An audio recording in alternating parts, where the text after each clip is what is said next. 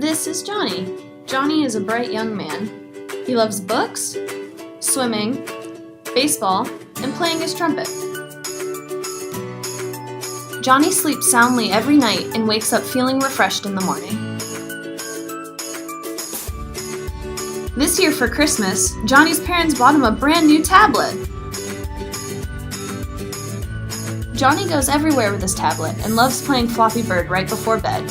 He plays and plays and plays. A lot. But there's a problem. When Johnny shuts his eyes at bedtime, he just isn't tired. All Johnny can think about is wanting to play Flappy Bird. Weeks pass, and Johnny still loves his Flappy Bird. But now Johnny's grades have slipped.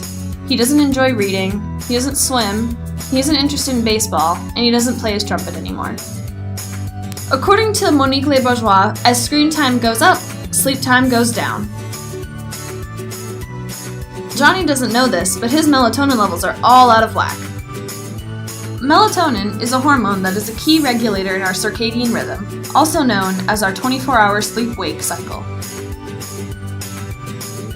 Our knowledge gained from Module 3 regarding eye and brain structure and function is useful for understanding this phenomenon.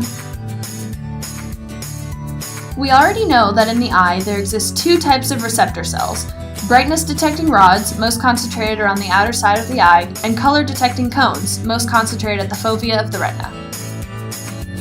But did you know that there's a third type of cell in the eye called retinal ganglion cells, or RGCs for short? 3 to 5% of these cells contain the photoreceptor melanopsin. Turns out, melanopsin is really important to circadian rhythm regulation.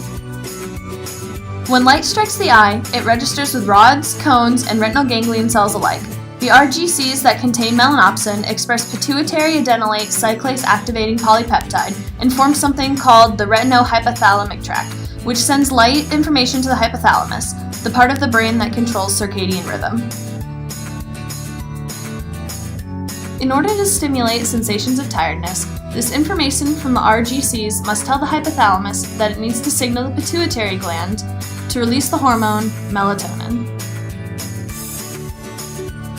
So then what's the deal with blue light, the kind of light found in technological devices like Johnny's tablet? Blue light hits the eye with a wavelength of around 460 nanometers, which just so happens to be the lambda max for the action spectrum of melatonin suppression. For Johnny, this means the repeated use of his tablet before bed results in the inhibition of melatonin release and a lack of that tired feeling it causes.